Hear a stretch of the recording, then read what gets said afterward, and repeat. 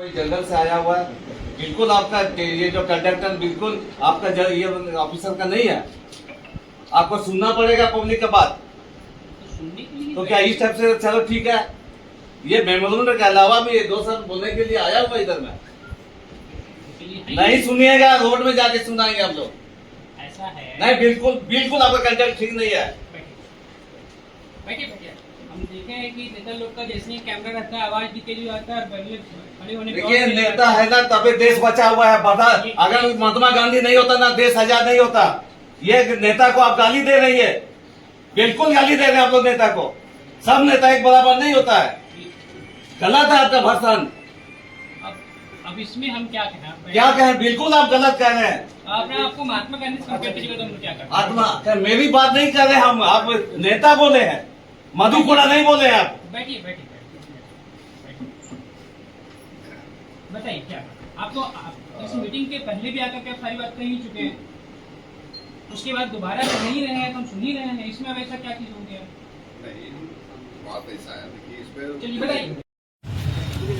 जोहार, मैं अमृत माची, झारखंड पुनरुत्थान अभियान का केंद्रीय महासचिव। आज हम लोग डीसी से मिलने, एक जो सामाजिक संगठन है, जितने भी हमारे सामाजिक संगठन है पश्चिम सिंहभूम में, हमने प्रयास किया कल कि सारे लोग सामाजिक संगठन के रूप में, सामाजिक कार्यकर्ता के रूप में आए। डीसी साहब का यहाँ रवैया हम उनसे मिलने का मतलब समझ लीजिए बहुत गलत है, जिसका हम झारखंड पुनरुत्थान अभियान निंदा करें। हमारी को हम लोगों ने बात रखा, मेमोरेंडम रखा, हमारी बात सुनने को तैयार नहीं है। हम डीसी महोदय से कहना चाहते हैं या इस झारखंड सरकार से कहना चाहते हैं कि यहाँ पर विल्किंसन रूल प्रवृत्त है। आप लोग विल्किंसन रूल का नियम 20 का अध्ययन कर सकते हैं। आप लोग उस नियम में लिखा हुआ है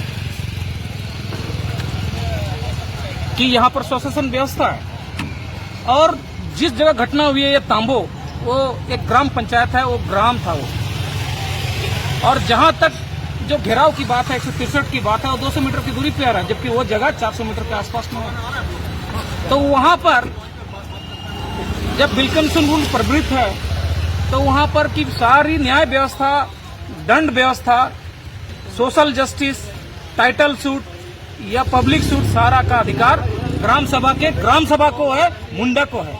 तो स्वशासन व्यवस्था को जेल डालना चाहिए था। क्या वहां के मुंडा ने, तांबो के मुंडा ने प्रशासन से, पुलिस प्रशासन से ये लिख के दिया था कि यहाँ पर शांति भंग होगा? जो पुलिस वहां पर आई, पुलिस प्रशासन कहाँ आती है जहाँ मुंडा लिख कर देता है? वहाँ मुंडा लिख कर दिया है क्या? है या नहीं? हमारी जानकारी में तो ऐसा नहीं कि वहाँ का मुंडा ने लिख कर दिया है।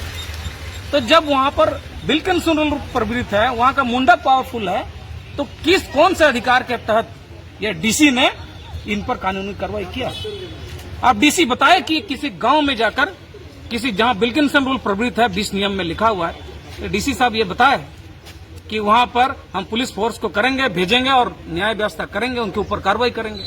अगर ऐसा है तो बताइए। अगर विल्किंसन रूल में अगर लिखा हुआ है कि ग्राम सभा पावरफुल है, तो डीसी साहब ने वहां पर अपना प्रशासन भेजकर कार्रवाई क्यों किया, लाठीचार्ज क्यों किया?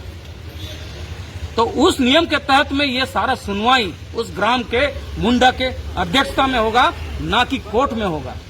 कोर्ट में भेजने का मतलब है कि डीसी साहब ने असंवैधानिक काम किया, जो कि और वहां पर जेल भेज दिया है।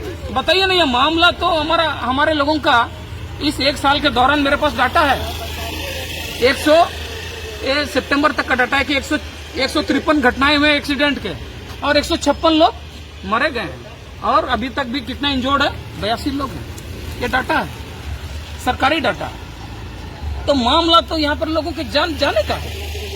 तो उसका सारा कुछ जब सोशल जस्टिस का मामला है, तो ये तांबो ग्राम के मामला था ये। तो यहाँ पर डीसी का रोल कहाँ से आ गया? या एसडीओ का रोल कहाँ से आ गया? या वहां पर 144 लगाने का धारा एसडीओ को किस अधिकार के तहत मिला? कौन से संविधान की कौन से धारा के तहत मिला? बताए, प्रशासन बताए। या हेमंत सोरेन की सरकार इस तरह का असंवैधानिक काम करने के लिए इनको तनख्वाह में रखा है? बहुत क्लियर है कि यहाँ पर जब विल्किंसन रूल प्रवृत्त है, तो यहाँ पर सारा पब्लिक जस्टिस का मामला, क्योंकि पब्लिक यहाँ के लोग मर रहे हैं एक्सीडेंट में, तो पब्लिक जस्टिस का मामला है। तो यहाँ का ग्राम सभा डिसीजन करेगा, स्वशासन मन की मुंडा व्यवस्था के अंतर्गत में यहाँ पर सारा गवर्न होगा।